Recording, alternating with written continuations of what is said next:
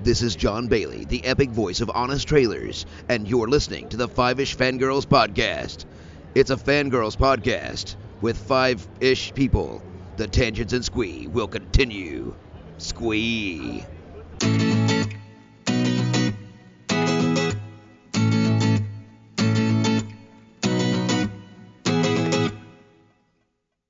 The tangents and squee continue all the way to episode 474 of the Fiveish Fangirls podcast. We've got quite the interesting discussion for you as we make a new friend and talk about heroes and heroines and writing and who knows what else, because when nerds get together, who knows what'll happen.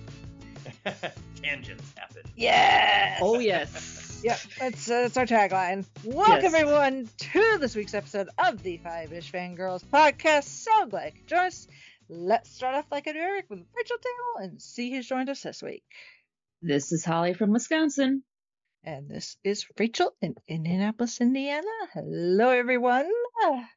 Hello. And this is Douglas A. Burton from Austin, Texas. Woo! Keeping it weird. Yes, we keep it weird here. That's the whole idea. Yes, yeah. So, yeah, doing things a little differently this week. Thankfully, it's been kind of quiet news-wise, so that helps. We don't have any feedback either, so that also helps. So we can jump right into it. So, yes, we have with us Douglas or Doug. Do you prefer to go by Douglas or Doug? Whichever comfortable for you. Doug or Douglas is fine. Either one. Yeah, I say Douglas. I feel like, Mr. Dink and Doug. So Yeah, I've heard that before. That the Yeah. Douglas sounds like I'm in trouble. yes, I am a Dink, but I am not Mr. Dink. So yes, well, all your books are very, very grown up. They say Douglas. So, but we're not grown up here. Not by any means. So yes, author and fellow nerd, Doug Burton. So welcome to Yes. the Fiveish Fangirls. You've already been sort of indoctrinated because as if any of our listeners are subscribed to Happiness and Darkness, and if you're not, why not? Exactly. You would have heard Doug on Happiness and Darkness with DJ Nick Yes. somewhat Mhm. recently, and it was through that I ended up coming in contact with Farah, and eventually we worked out the scheduling, and here we are. So, Yeah. but obviously you've got a new book. That's the biggest thing you wanted to plug, but we'll get to that. That's we gotta get. We're talking about heroes and geeky stuff. So first we need your hero origin story, your geeky origin story. Well, I am a child of the 80s, Generation X. So, I feel like I came into a real sweet spot. The first movie I ever went to was Star Wars.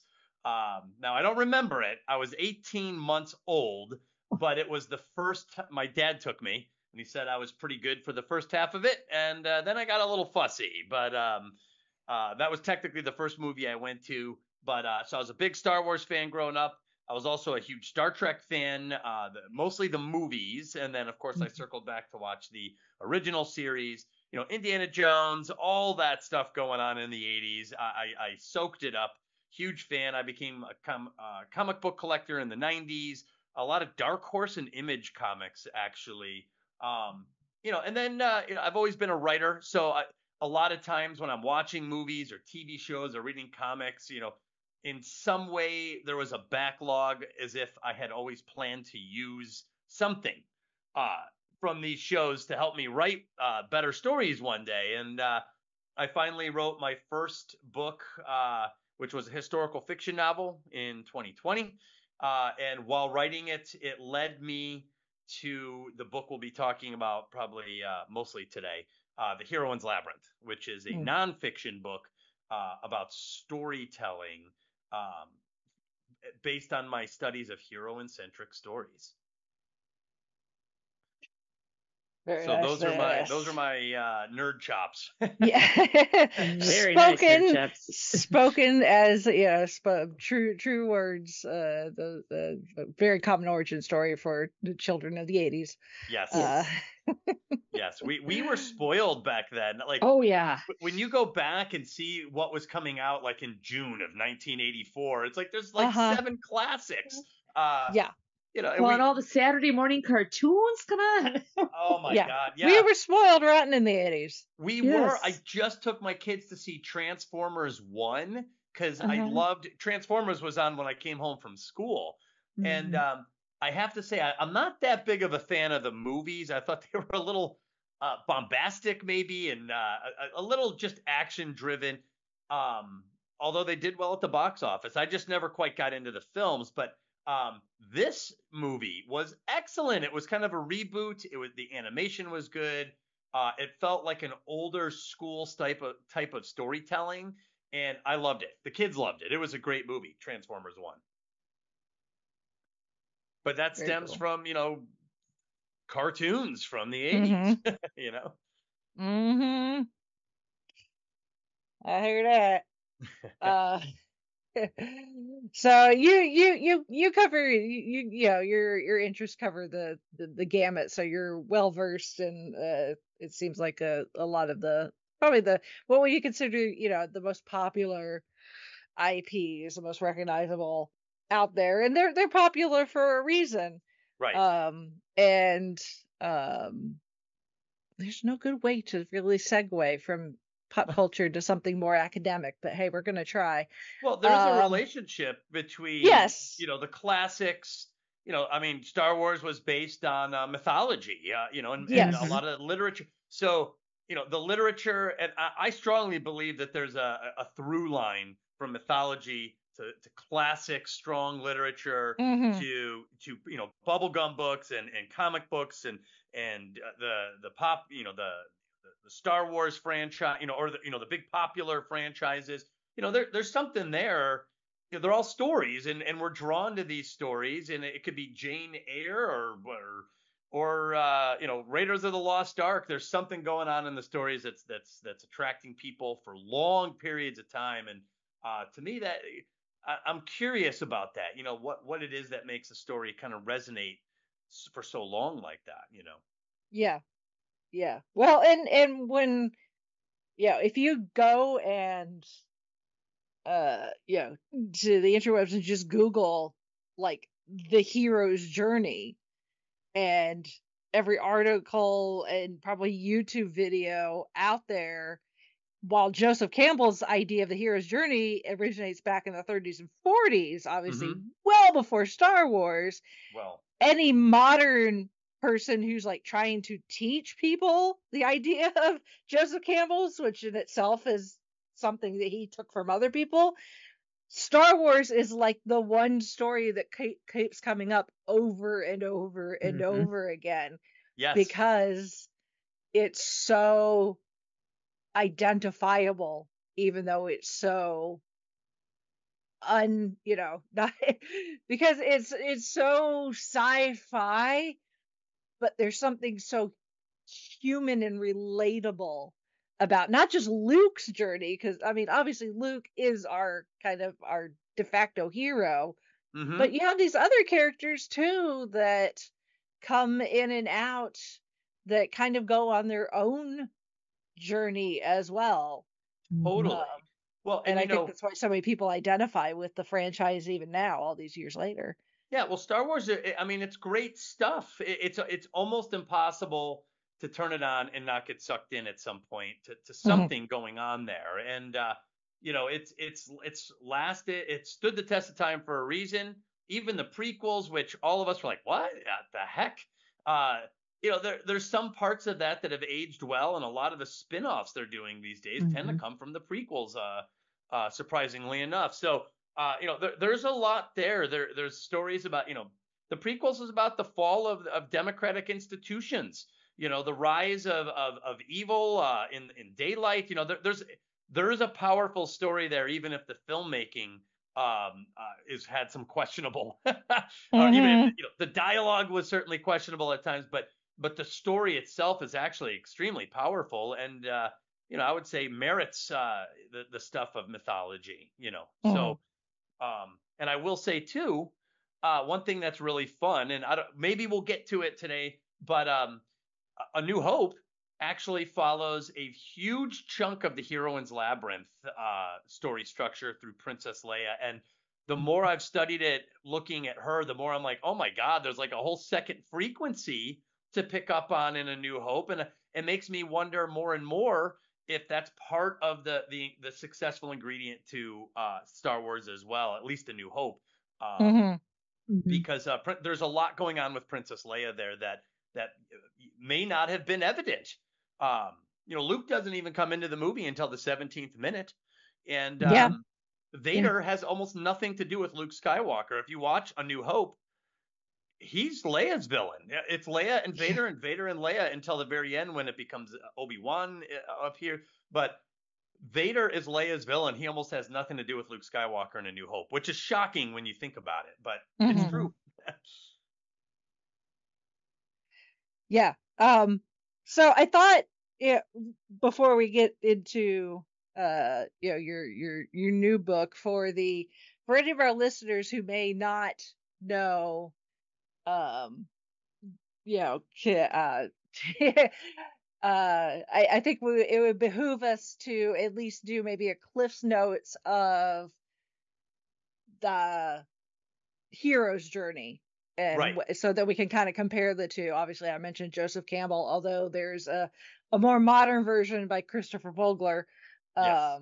that's slightly newer, that he's kind of tweaked, because Joseph Campbell's is very heteronormative, masculine, Right. and Right.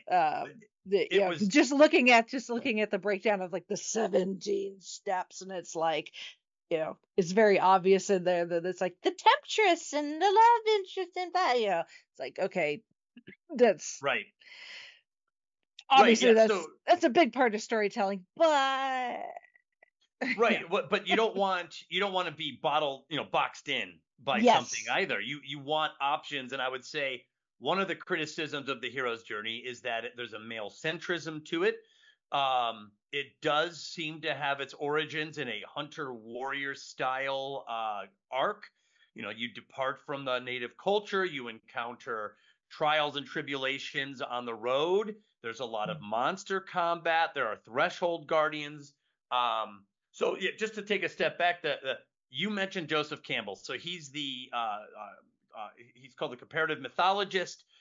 He would study myths from different cultures and different times, and he began to spot a certain common pattern in stories, which is unusual if you understand that the storytellers weren't communicating with each other. They weren't sharing notes. They wrote these stories that have these common elements on their own. So there's something fascinating about that. These repetitive patterns. For example, the hero's journey features very prominently in Act 1, which is called The Departure. The Departure is the name of Act 1. The hero leaves the native culture. There is often a threshold guardian, which is a character or a being that blocks the hero's attempt to leave the native culture. So they're kind of a belligerent sentry of sorts, and the hero has to get past the threshold guardian in order to experience the world beyond his horizon. So a lot of times there's a call to adventure. The hero is famous for refusing the call. We'll witness a hero who pines for adventure, and then when the call to adventure comes, the hero oddly vacillates. But it makes sense if you understand that this is a warrior hunter journey, because accepting the call could mean you die. You're going to leave home and go into an unfamiliar environment to have either monster combat or face a militant outsider, and the chance for the hero's destruction becomes much higher than if they stay. So that they think twice about it before finally accepting the call. And the hero usually has a training sequence after meeting a wise mentor figure, and the training sequence improves the competency and knowledge of the hero, and then the hero suffers a disgrace, or it's called the belly of the beast, where they are swallowed by the outside world in some way. There's dismemberment or a symbolic death. And then the hero faces a supreme ordeal in which there's a lot of times this is expressed as single combat between the hero and the villain of the story. Could be Grendel and Beowulf, could be the Emperor and Luke Skywalker. It could be Sauron and the armies of Sauron, and Frodo and Merry and Pippin. So you get this sort of combat motif in the hero's journey as well.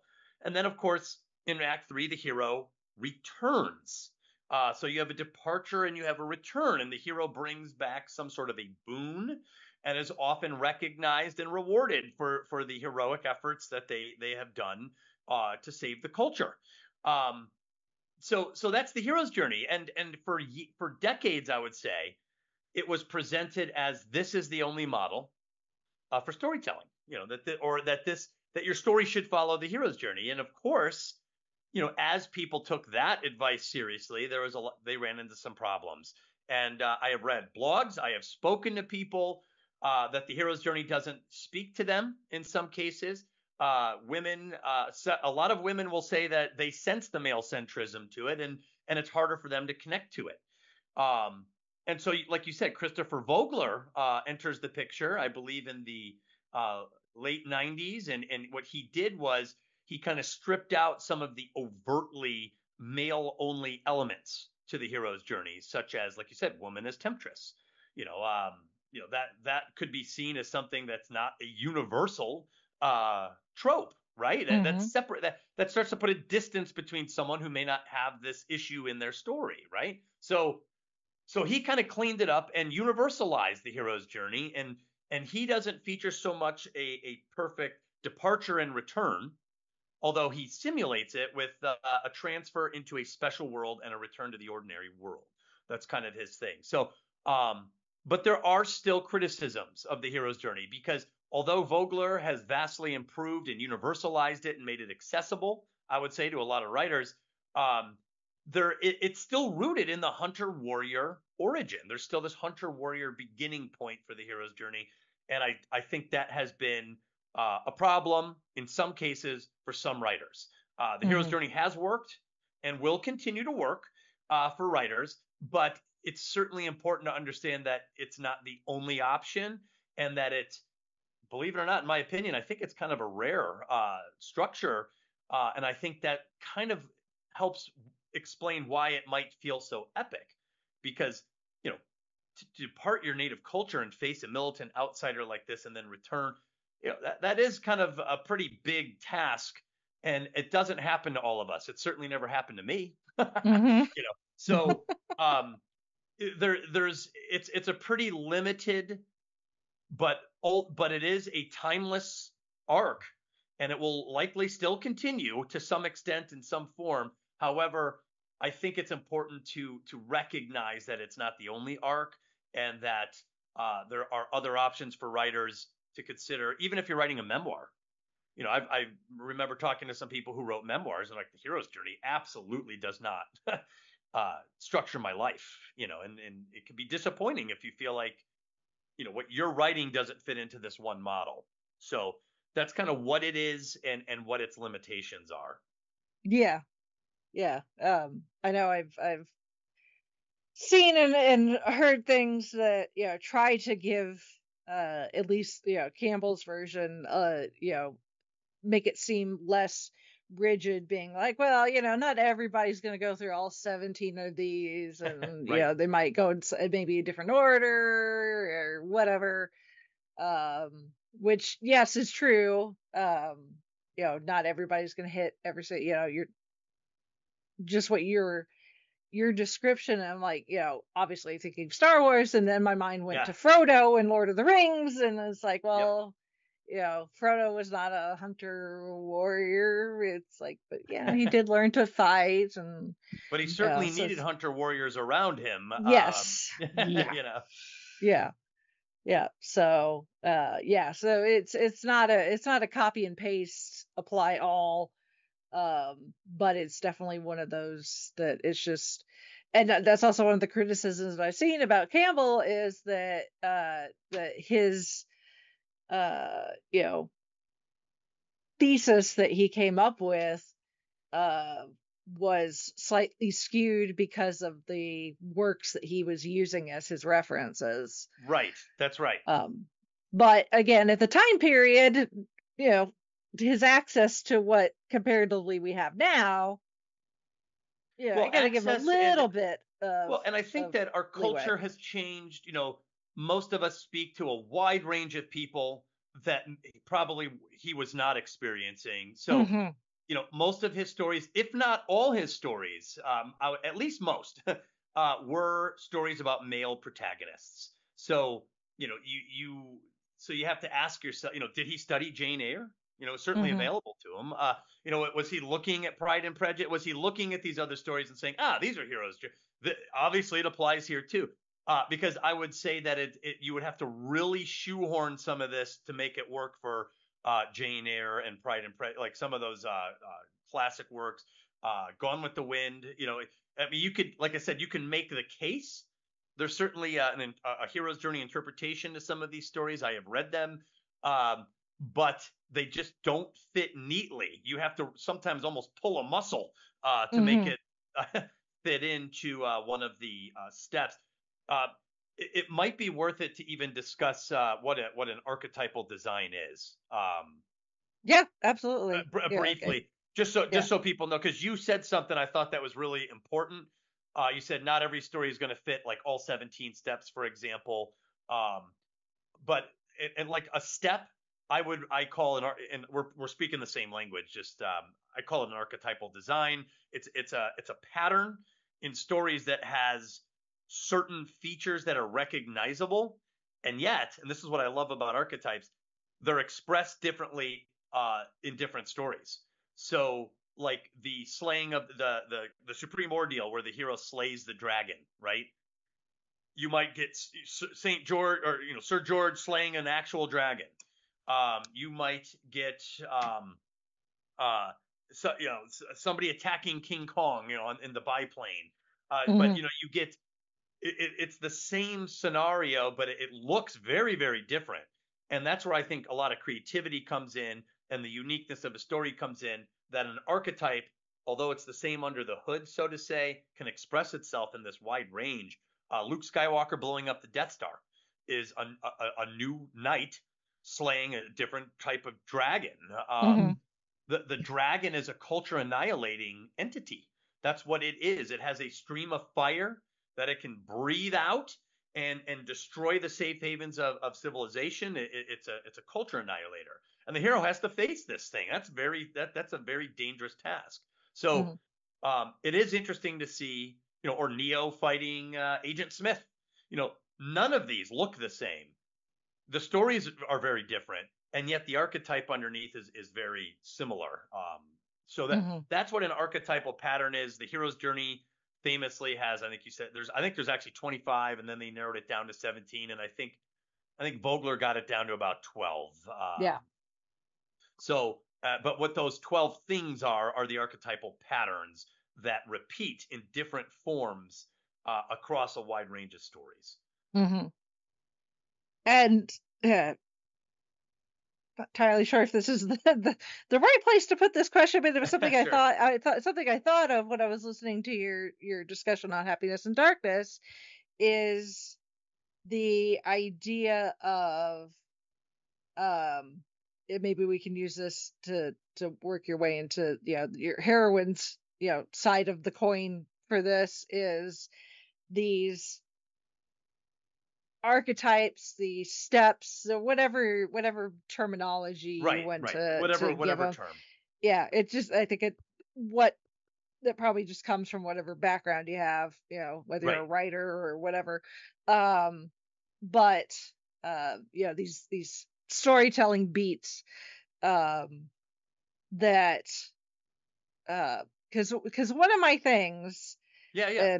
and Holly, I know you have some similar opinions to me in some of these cases, is, and especially when it comes to heroes, is some of the tropes that come up over and over and over again that seem to be always part of these heroes' journeys. And yeah, I'm not a fiction writer. I'm a nonfiction writer. Sometimes I kind of wish that I chose fiction, because then I could just make shit up instead of having to do a crap ton of research to make sure everything's factual. Yeah. But this is the hole I've dug for myself. But in your experience, especially as a fan of comics, and that type of superhero that Holly and I are also huge fans of. What do you see, or how much do you think people writing these hero stories maybe are using this, whatever stages, again, are using that not necessarily wording this the way that I want to, No, that's but fine. That's fine. how much do you see the overlap of the archetypes of the hero's journey with the tropes that we keep seeing over and over again? And do you think there's a way to separate them, or are they just so intrinsically linked now that it's like... Yeah, so I do think that there is a relationship, not a permanent or a all powerful type of relationship, but a relationship between reality and these designs in stories. Mhm. For example, let's say a soldier. A soldier leaves home. Their identity is broken down.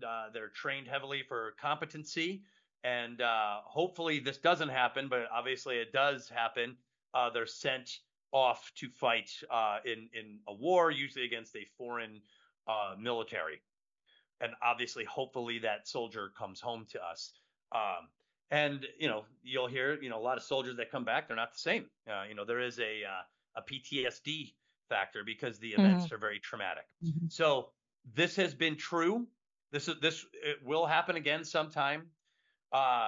Unfortunately, it has happened a lot in the past, and it has happened in ancient times and medieval times. So I think because cultures tend to clash at some point, the need for people to fill or the warrior role is persistent. It's a persistent part of society, it seems like.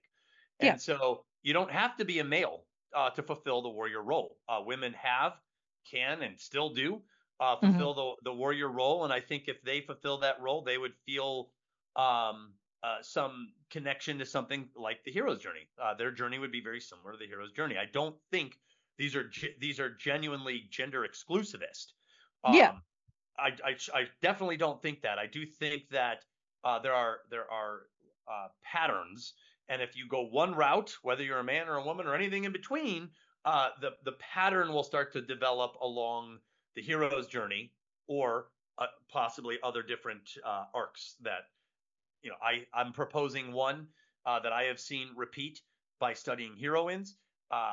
But a woman can obviously go on the hero's journey, and a man can be in the heroine's labyrinth, and I have tons of examples of both. So I do think that these patterns will persist. I believe that. However, the writer, I think, has an obligation to be both entertaining and authentic. So, if you're writing a story and it's becoming predictable where the story is going to go, you as a writer should definitely use your creativity, draw upon your creativity, to do something a little bit different. You know, do something. It's called subverting expectations for a reason. You could subvert a trope. You can do the opposite. And somebody once told me a subversion of the trope is still part of the trope. And sometimes when you watch a movie, it can be very exciting to see a subversion of a trope because it defied your expectations. But at the end of the day, I think it's still important. Does your story work? Did it work? And that's, the job of the storyteller is to make it work. And as all artists know, sometimes you will create excellent art, and sometimes you won't. But the good news is we get to try again. Yes. I just encourage people to find the story that works. If the hero's journey is a good fit for you, then that would be something you would probably consult once in a while. I just implore people not to get so stuck into it that you're beginning to confine yourself and your creative ideas into fitting into something. You have to be willing to go where the story goes, even if it defies a model that you're trying to follow, if that makes sense. Yes. No, absolutely. Absolutely. Yeah. Cause I was looking at the specifically the Campbell list, and I was like I could see somebody seeing that, and it's like, well, that trope could fit in there, and that trope could fit in there. And it's like, yeah, you could still follow the hero's journey if it makes sense without necessarily falling into the tropes. You do not have to follow each step. I am the type of guy. I actually hated story structure. I hated being told I had to do something a certain way. Yeah. So raise your hand if you remember diagramming stuff in high school. Well, or writing an outline. So you're a nonfiction writer, and I wrote a nonfiction book. At least I made my effort to. And you're right. It is a whole different discipline. It's the structure is a little bit is very different, and the way you think is different. The way you communicate is different. So you're thinking analytically and communicating analytically, which is it's very different when you're thinking on the fiction side. So I guess my point was when I hear the word like formula or structure or arc, I'm like, those are all like mathematical terms. I hate math. But then when you have to learn grammar and punctuation and sentence structure, there is some math to the art of writing, and I think you need to balance both out. And one of my rules for myself is just don't get locked in. Always give yourself room for flexibility, and trust your creative drives. Like if you want to break away from a model, I encourage that. I do not believe in following a fixed or rigid model at all. I think that they are useful, and I think that a good writer can use them to help their writing, but only so far as it's helping. If it is hindering your writing, then you must not stay on that ride. Get off that ride and work it out. So, and I believe that with the Heroine's Labyrinth, that I'm offering it to writers as something to help and something that can be useful, but never something to force you into a rigid system that you are unable to be flexible with as a writer, or is it just as a creative person? Creative people need spontaneity, Yes. It's just like if a plot point comes up for you that you have to write and you're 5 steps away from it, I've told kids, write that part, and just if you have to plunk it where you need to, as long as you got the idea right now, because who's to say you're going to remember exactly how you want it? And who's to say they're wrong for doing it, right? Who's the wise old man? So I totally agree with that. You trust your instincts. At the end of the day, you're going to ask yourself, did it work or not? And all I care about is that it worked. If it works, then I keep it. If it doesn't, then I'll rethink it. But and again, I might even rethink it along a completely original line again. I still might not follow the roadmap, so to say. So I think your advice is spot on. Go where the story takes you and trust yourself as a writer to explore that and be experimental a lot. You have to be experimental. And be willing to take those risks. I think that that's a very important thing for writers to understand.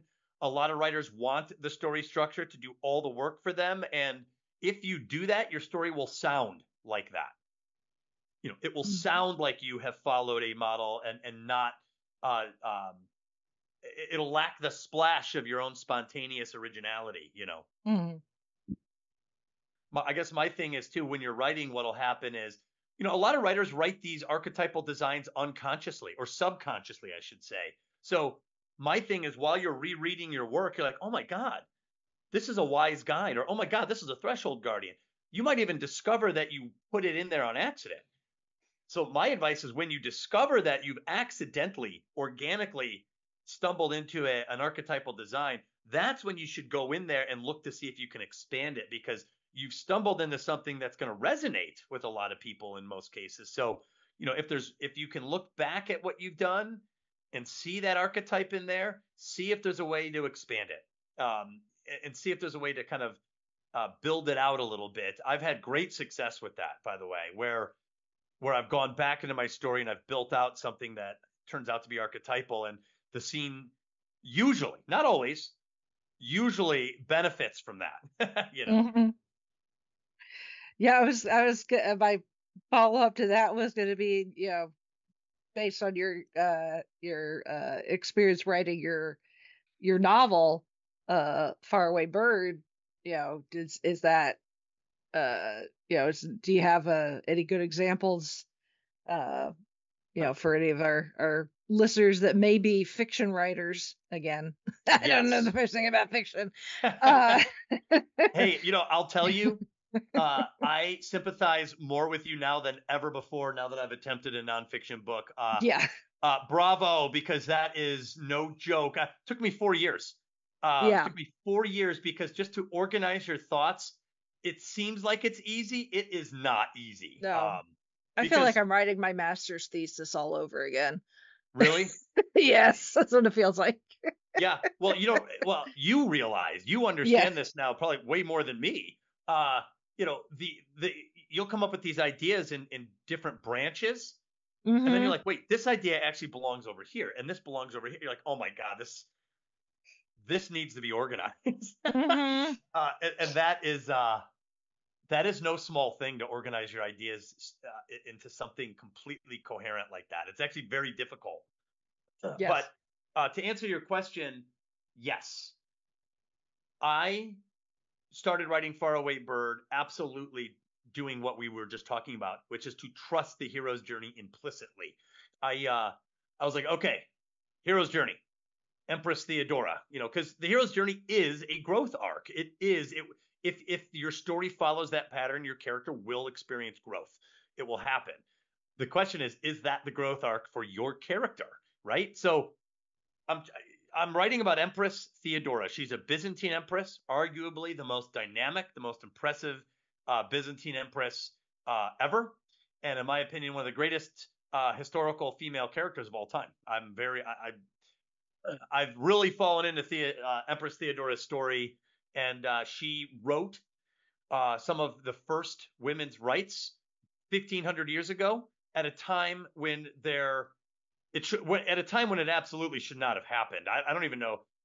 Part of the reason I'm writing her story is I want to figure out how she did this, because she wrote, there's something called the Corpus Juris Civilis, in which they reformed all the laws. It was a complete new codex in the 6th century, and included in this codex is an incredible bevy of laws specifically aimed at the betterment of women.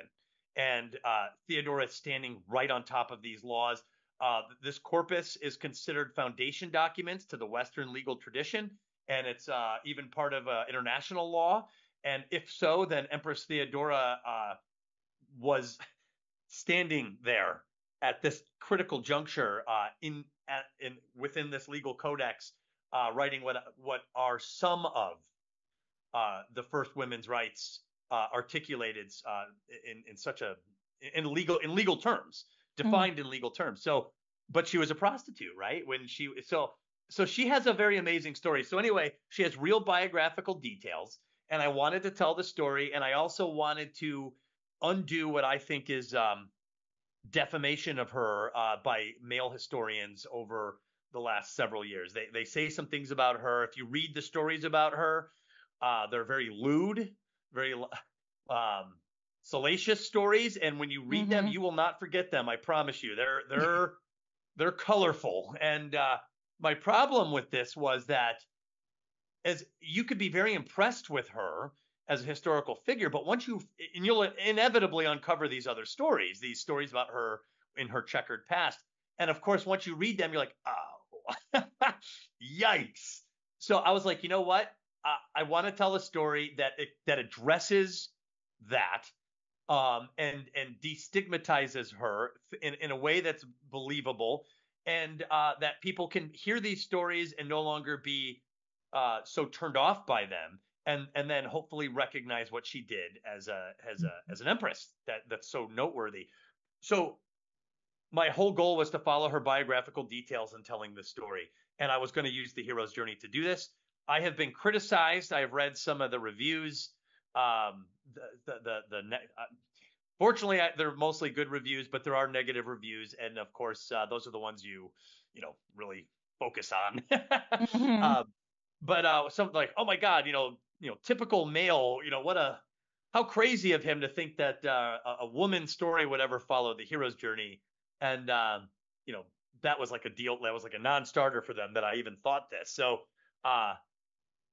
but I did, and I thought I could organize this, and about 25%, maybe 30% into the story, I was looking at the hero's journey tropes, and I was looking at what's coming up next for her, and I could not make it work. And this was like a crisis for me because I didn't have another model really. I bet the farm on the hero's journey, so I was really, really upset because I didn't trust myself to tell the story without any sort of like underpinning of story structure that I knew about, and that's what led me to start studying heroine's journey theses that are existing and that are out there now.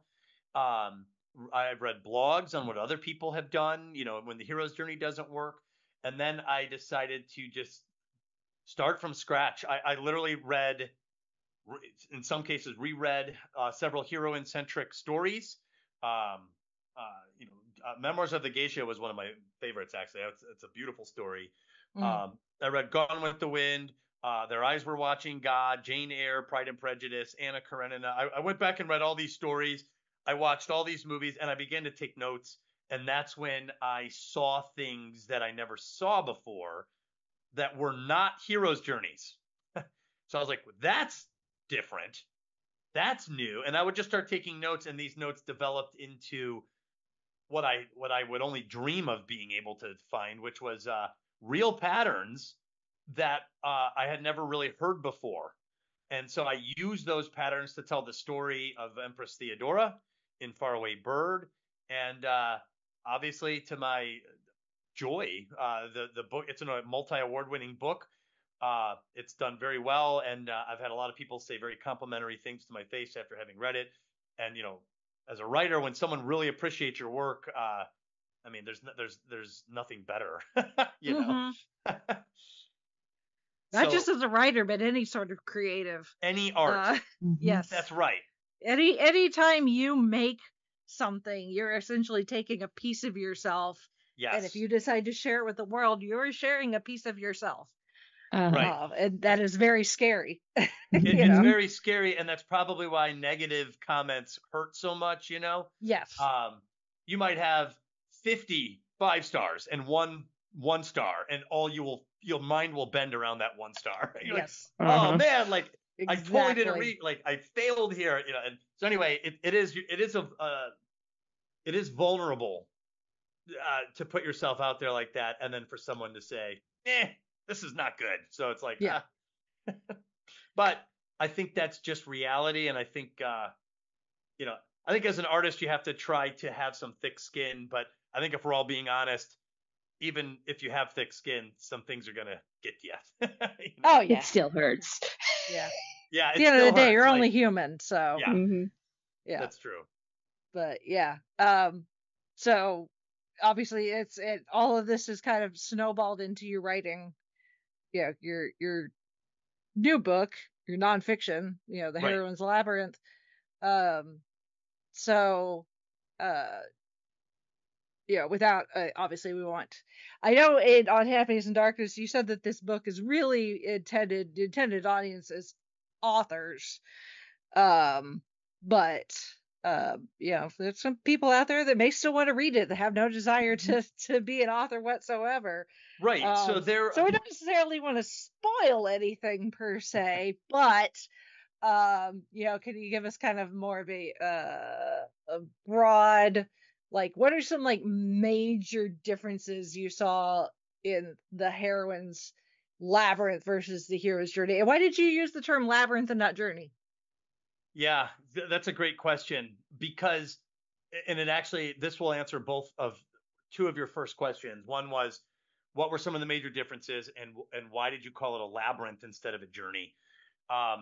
It is a journey, but one of the major differences that I noticed, this was one of the first differences, and this was one that really mattered to me, in terms of like rethinking, like forgetting about the hero's journey and like saying, okay, because I was trying to make a derivative of the hero's journey, and this let me break away completely and say, I'm just going to pretend the hero's journey doesn't even exist, and go into this. One thing I noticed, and this is that in a lot of heroine-centric stories, the heroine did not leave the native culture. And this was puzzling to me, because Joseph Campbell says, and Christopher Vogel, the departure is like the key aspect of this. We are departing the native culture. There's a departure and there is a return. And this was so fundamental to the understanding of story structure that when I was watching reading Jane Eyre, I was like, she's still in England. Scarlett O'Hara, she's still in southern Georgia. The heroines aren't necessarily leaving their culture. There is no departure.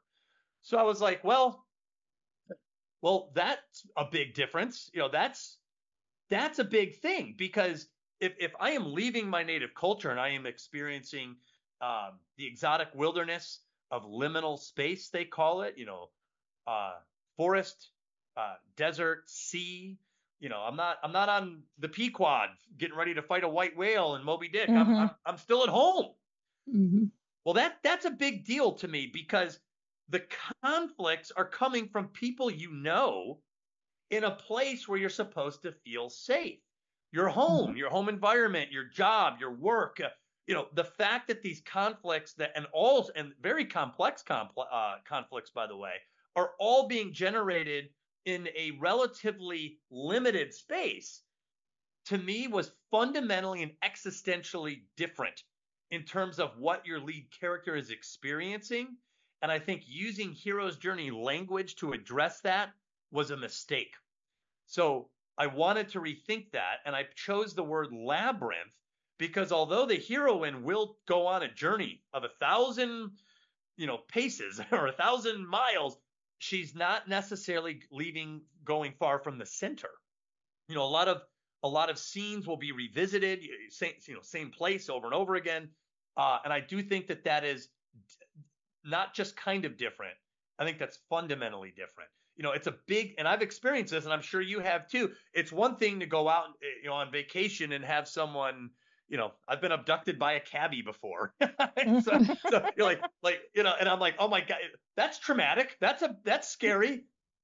But I opened a business one time with my dad, and I had all sorts of conflicts with my dad. That was traumatic. Dealing with that and overcoming that and trying to navigate that. People that I know and trust in with these severe, or being pressured or coerced by someone that I trust.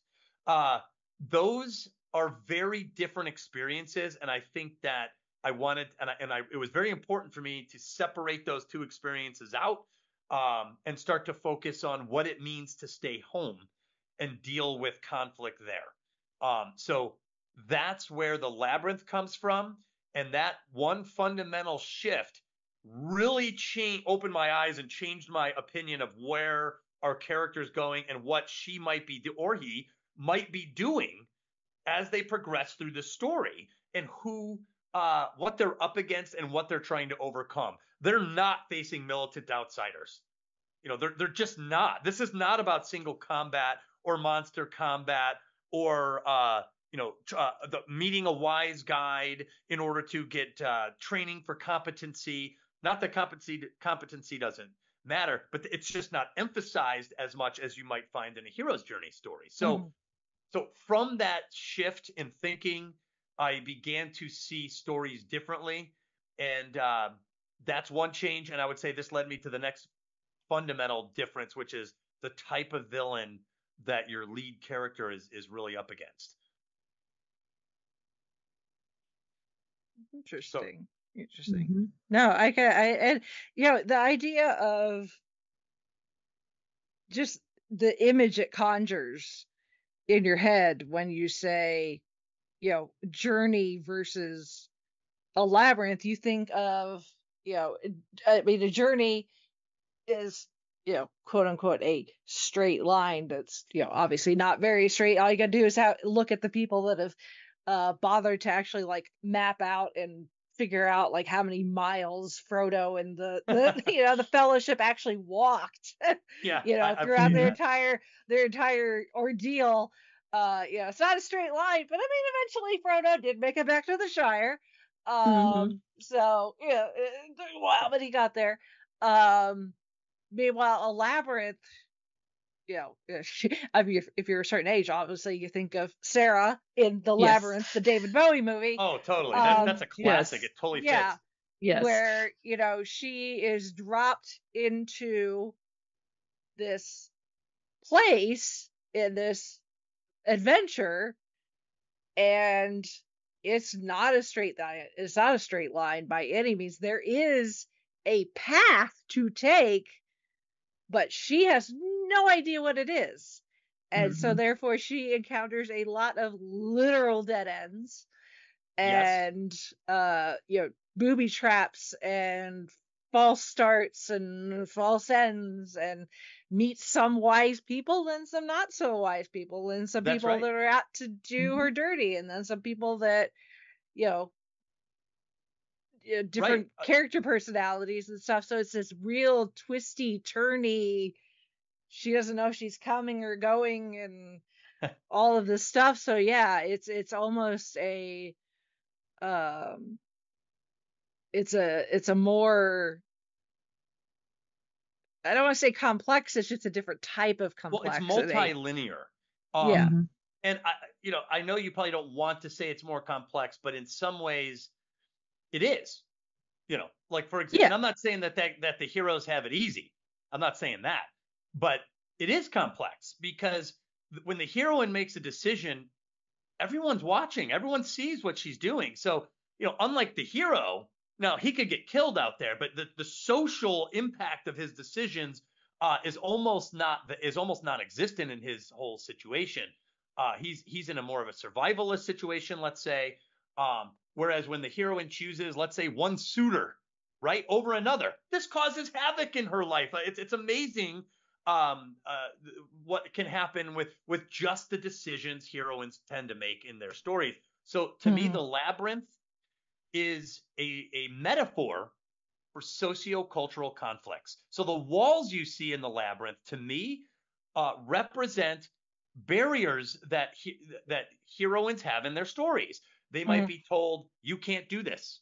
You can't do this. It's not allowed by our cultural values saying no to this. You have to have a period of mourning before you can do this thing. You cannot talk to this guy. You cannot do this. You can't do that. A woman can't do this job. You're not allowed in here. This happens all the time in the stories that I was reading, that a lot of these characters are boxed in by these rules, these invisible rules. And so I do think that a lot of heroines, like in Jane Eyre, when she's making her decisions, although she may not be inside a physical labyrinth, I think it feels similar to her, because she has to decide, am I going to go left or right here? Because if I go left, everyone's going to freak out. And if I go right, a whole different group of people are going to freak out. Heroines are navigating this sort of minefield all the time in their stories. People tend to really care what decisions heroines make. about all sorts of different things. And she's encountering characters that may have ulterior motives. This happens all the time in these stories. So, she doesn't necessarily know who to trust. So there is a certain sense of wonder at experiencing her native culture and a sense of confusion at not knowing necessarily who or what to trust. These are very common in these stories. And like I said, I know the hero's journey. I just don't see that being the case in the hero's journey stories. And it was so prevalent, especially when you read some of the 18th or 19th century literature, the rules of courtship and marriage, whether you're in China or in England. Mm-hmm. Just these laws and cultural norms were, in some cases, stifling and so limiting to your heroine characters. And this doesn't change. You look at Clarice Starling, right? In a modern story, she's trying to join the FBI. She has all sorts of problems, the do's and don'ts, the culture of the institution, male characters she may or may not trust when she's encountering them, dead ends, misdirection. Like, she's dealing with the same thing there. And we're just talking about the FBI, right? We're just talking about the culture of the FBI. We're not talking about Victorian England. And yet the conflict feels familiar. And I'm saying that conflict is what a labyrinth is, that type of a conflict. Mm-hmm. Yeah. Holly, do you have anything you wanted to bring up before I blabber on some more? I mean, I've read your hero in Labyrinth, and man, I could see, and just how it makes sense. It's just like, wow, and how everything cycles. It's just, I'm so happy to hear that. I'm happy to hear that you read it and that you it was connecting. Yeah, I'm really happy about it. I'm very happy to hear that. I mean, the whole thing that you made with the Princess Leia and the Star Wars stuff. I mean, with her mother Padme, and then with Emperor Palpatine, I was just like, this makes sense. I mean, the way you have everything laid out, it's just like, hey, you got a blueprint here that could be universal for almost anything for storytelling. I mean, at least in my opinion. Well, thank you. I really appreciate that, because, again, my goal is to help and be useful to other writers, or at the very least, to provide something that might be useful to somebody. That's my only goal. And I had to write that goal down when I first started this project so that I never got distracted by what it is I'm trying to achieve here. So when I hear someone say that, it's like, well, that was the goal. That's what I set out to try to do. And yeah, so Princess Leia, I was on a live stream on YouTube to talk about Clash of the Titans from 1981. Another classic hero's journey story, or so I thought. I watched it and I had a glass of wine, so I was kind of like, really relaxed. And then I started perking up. I was like, oh my God, there's all these other tropes in here. Again, it was like there was another frequency. I was like, in Clash of the Titans? So I had to watch it again the next night with like my notes out. And when you start to focus on Andromeda and even Danae, who opens the story, the movie opens almost the same way as Star Wars. Star Wars opens up with what I call the broken truce. And this is when the heroine, near the end of Act 2, usually, never always, makes up her mind that she is not playing by the rules of the culture anymore. She has aspirations or a cause or a desire or a plan that the native culture has discouraged or outright blocks. And she says, I don't care anymore. I'm doing it anyway. And so there's a broken truce between her and her culture. Star Wars: A New Hope opens with a broken truce by a heroine. Has nothing to do with Luke Skywalker. Princess Leia, who's a member of the government, is fleeing her government with the stolen plans of the Death Star. Trillions of lives are at stake with what's in her hand. And bearing behind her is a member of her own native culture, Darth Vader, who's acting as the law enforcement arm of his culture. Clash of the Titans opens with the same thing. Now, it's much more tragic. Danae, who's had a child out of wedlock from Zeus, who's little baby Perseus, is being cast into the sea, not by some militant outsider, but by her father. This man lived in her house. The danger is proximate. It is homegrown to her, and she's being thrown out into the sea. And this starts our story with Clash of the Titans. And then when you follow Andromeda, you see she's also at odds with her native culture.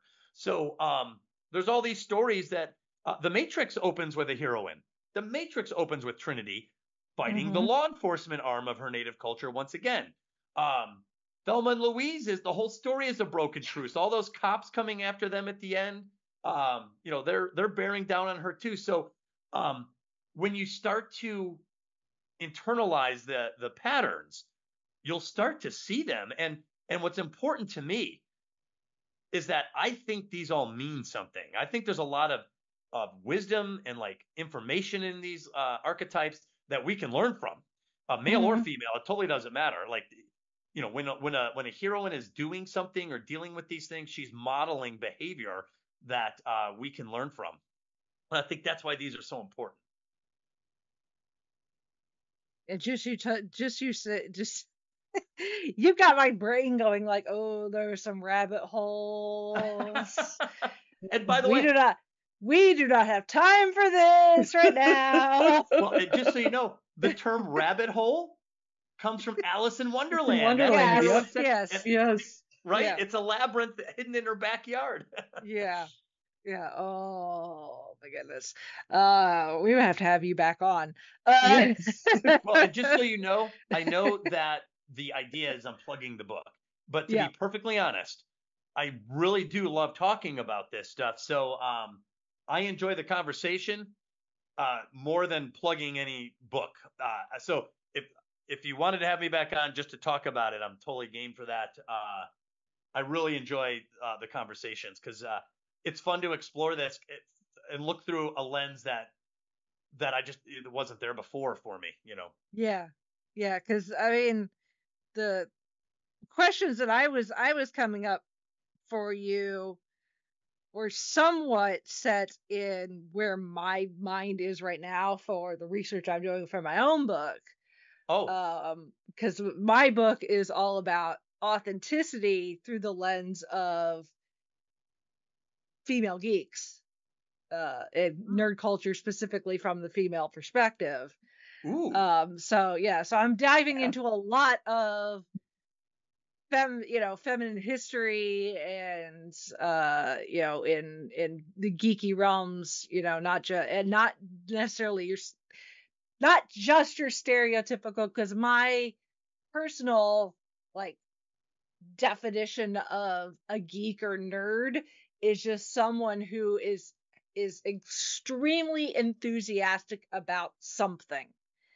And it doesn't necessarily have to be comic books or anime or if you want to get real specific, Star Wars or Star Trek or Doctor Who. It could be a sport. I've got friends that are geeks that they love comic books, but they also love professional darts. It's just that if you have something that you are so passionate about that it just makes you excited and makes you want to dive down those rabbit holes and learn more about it, then you are a geek for that thing. So that's my own personal definition. But for my book is specifically for women and non-binary folks in the more kind of stereotypical geeky realm. So your comic book writers and artists, people that and like the kind of where they overlap with maybe the STEM fields as well. Wow, that sounds fascinating. Yeah, but I've been absolutely fascinated. I went down this rabbit hole for a panel presentation I did several years ago. It was about the women who helped build what we now have as a multi-billion, if not multi-trillion worldwide comic book industry and science fiction, and how at least in the modern era, starting in, in the early 1900s, how you can almost gauge the various waves of like science fiction fandom and the women involved, and how so many of them have, because the modern consensus is that like sometime in like the 70s, just women writing science fiction just kind of popped out of nowhere. Like a bunch of gremlins, like we had like Ursula K. Le Guin, and then it's like she somehow like gremlined a whole bunch of other women who wrote science fiction or something, and it's like it's not that, it's not like that. No, obviously probably people also talk about like Mary Shelley and Mary Frankenstein. Shelley came to mind right away. There were actually women before her that were writing in similar genres, that not the labels we have now, but if we were to apply modern labels, there were women pre Mary Shelley that were writing what we would call science fiction, or like, utopian fiction or whatever, speculative fiction. But in the modern era, with starting with like the zines and things like that in the 30s and the 40s, and then as sci-fi became more popular in the 70s, each of those waves of feminism, you can see that the women involved just kind of got pushed under the rug. Like, no, there are no women involved in this whatsoever. Like, we don't have a woman to thank for like the first United States publishing of like The Hobbit, Wow. Well, it wasn't Lord of the Rings, one of those two, but still, it was like a woman at like a publishing company. She was like one of the first people that was like, yeah, let's print this for the United States audiences. That's what helped bring Tolkien to the US, That sounds like such a worthy project. And what's weird is I can sense just listening to you that you found an angle on something. Someone was just, and the only reason I'm mentioning this, not the only reason, but one of the reasons, is they are asking me like, what does it mean to like have a passion on something? And it was an unusual question. I was like, what does it mean to have a passion? And I realized that like, because you see something that you don't think someone sees clearly, and you really want to just, put it out there, right? And when you're talking, I'm like, oh, she sees something, she's got to get it out. I'm like, then that means she's got a passion for this. So it sounds like you've got it like ready to go. And I'll just say this real quick.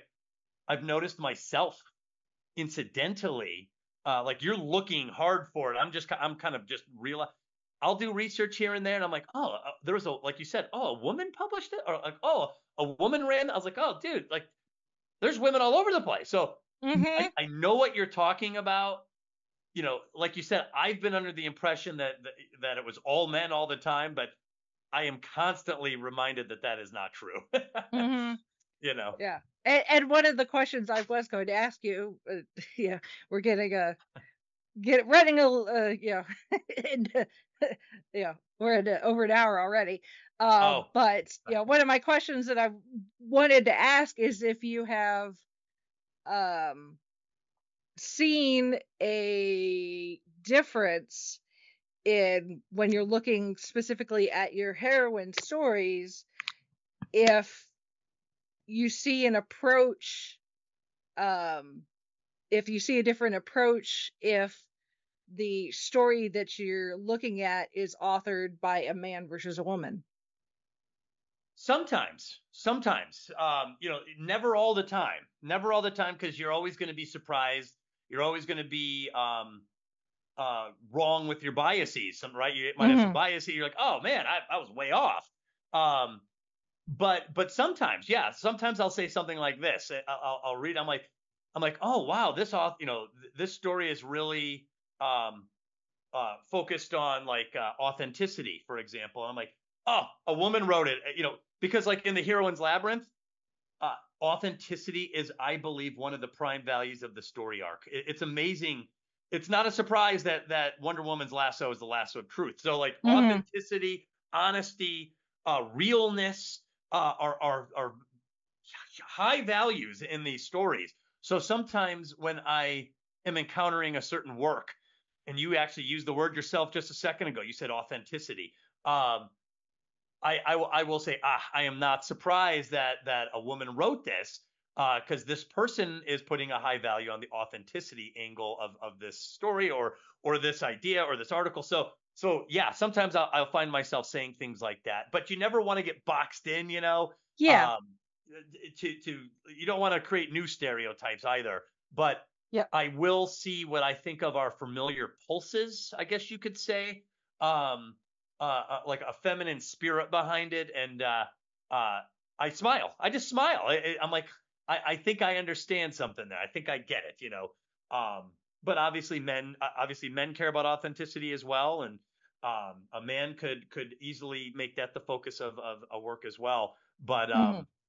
but the Heroine's Labyrinth has taught me a lot. I shouldn't even, it's not like my book taught me. What I'm saying is these stories taught me.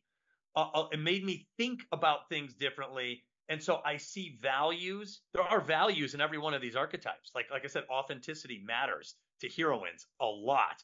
And so now I think about that differently.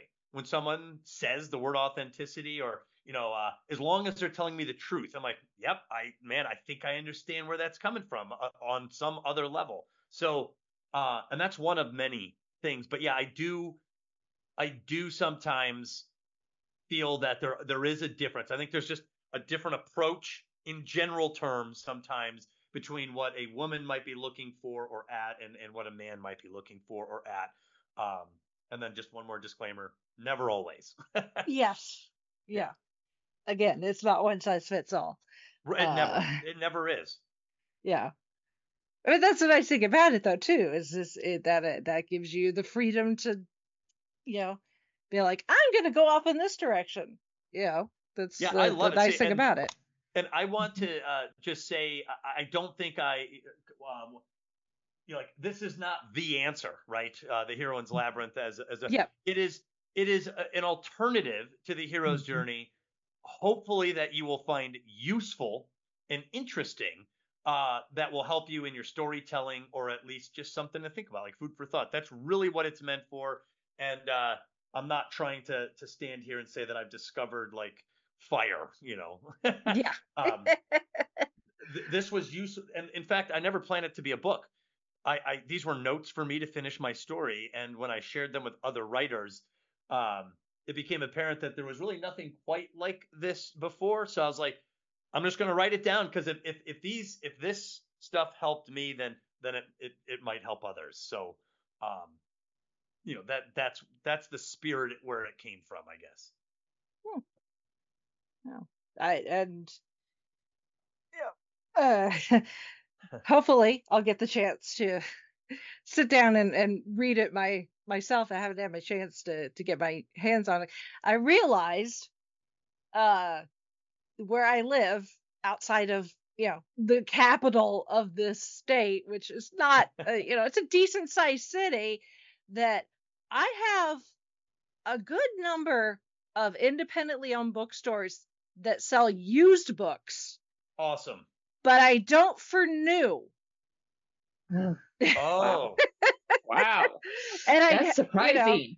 yeah, and and I hate to go to the one website that shall not be named, Mhm. um or the one major book retailer that I do have near me that shall not be named, uh to purchase your book. So I was like, I may well, have to you know go what? slightly out of my zip code, maybe, Well, Rachel, to I'll find tell an you, independent I bookseller. appreciate you having me on the show. If Yeah. you're comfortable sharing your address after the show, I will be glad to send you a copy. So you don't even have to worry about any of the things that shall not be named. Yeah. No, I would love to pay for one now. If you really want to pass the love along, as it were, we would not be opposed to giving away a copy to our listeners. Oh Um, yeah. I would be happy if you wanted to do a giveaway. If you wanted mhm, to come up with a format for that, I'll be happy to mhm. send one out. Again, my goal, I'm not trying to become a millionaire or anything like that. Yeah. Obviously, I want, you want to make, but I am happy sharing this book. So if you want to have a giveaway, I'm happy to give one away. And I'll also be happy to send one to you as well. Okay. No, I appreciate that. I was just looking around and I'm like, I just have the one big, the big store that starts with a B. Mhm. And that's it. And then I've got a lot of really good used stores around me, but I guess I'm living on the wrong side of town for the Yeah, well, you'll be the people happy. that At the end of this, I suggest getting the book at Book People, which is the yeah. independent bookstore here in Austin. Yeah. Yeah, see, we don't have something like that here, Yeah, at least not for new books. it's You know. awesome too. It's like 3 stories. Like, Oh, yeah, exactly. that Like sounds you walk in, wonderful. Yeah. there's like a cafe downstairs. There's, like I said, you just walk, like there's all sorts of stuff going on. It's the best place to like just stand around in. Yeah.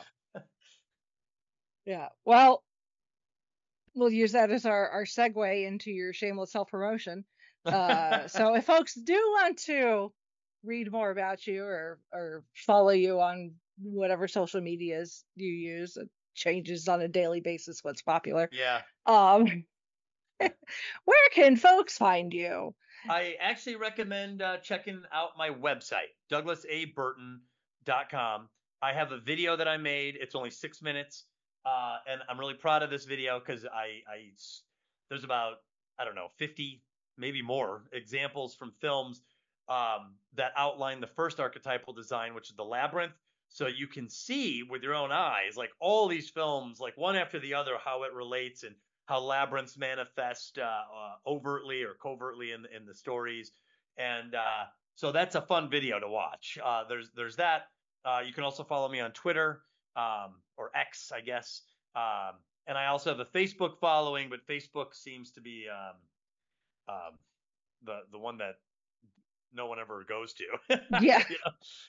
But Douglas A. Burton, you can find me on X and Facebook mainly, and then also my website. Yeah. And we'll have that linked in the show notes for all of our listeners to be able to find that Okay. info there. So, and then of course, our listeners, if you want to find the show notes, you can go to our website, which is thefivishfangirls.com, where we have the links to all of our social medias, where we will be posting this episode once I get it edited and out there, along with all of our other fun stuffs, our individual social medias and the book club and all the fun stuff. Y'all know. If you're coming in new at episode 454, I don't know what to tell you. Just go to the website. If you're just not finding us after 10 years, Godspeed. Welcome aboard. Welcome Yes. aboard the Hot Mess Express. Yeah. Tangents served daily in the dining car. So We did have some of those, didn't we? yes, we did. we did. There's a reason that's our catchphrase. Then all the things on the website, links to all everything and anything. If you can't find it there, it probably doesn't exist. So all right. Well, Doug, it's been a lot of fun. Like I said, I think Yes. we need to have you back. Oh, yes. Or at the very least, I'm gonna be emailing you with questions. Um, Awesome. And by the way, I'm not offended by tough questions. A lot of people wonder, I'm a guy, obviously, and yeah. there's definitely some questions that stem from that. So I'm not offended by that. Like, so, if you want to ask like some questions, you're like, man, go ahead and ask. I have to, you're not the first one to think of it. I guarantee it. So Yeah. That's might as good. well ask. Yeah. And this is I already know your answer to this because Nick brought it up when you were on Happiness and Darkness, but I will I will admit when Nick originally approached me saying, "Hey, we got this guy and he's written this book," and I'm like, "But it's a dude who's Yeah. written about women. Trust me, I did not want to wade into these waters. This was not my vision at first. This kind of ended up just happening, but I really wanted to share it, and I just made a rule not to take offense if people are like, "Who the heck do you think you are?" Honestly, that's just a good rule to have. Yeah, in life. I have to. So, but yeah, this has been a lot of fun, and best luck to you in your future endeavors. I'm again, as a fellow writer, and I know other writers that apparently once you get the bug, like the ideas just don't stop, and you're kind of forced to be like, I gotta write this down even if it's on a napkin. Yeah, and then you're at the snail's pace of your writing speed. Yes. Or if you have a full-time day job. Yep, that's right. And you come to the end of a 40-hour work week and you're like, I don't want to write. No. Did I mention this podcast sometimes doubles as therapy? Oh, good. I need some. Yeah. Oh, man. All right. Well, before we start talking about our childhood trauma, or some, again, hero's journey, origin story, we're going to sign off for this week. Well, good night, everybody. And I just wanted to say thank you so much for having me on. I really appreciate it. You're welcome. This is Holly from Wisconsin saying good evening. And this is Rachel in Indianapolis, Indiana. Good night, everybody.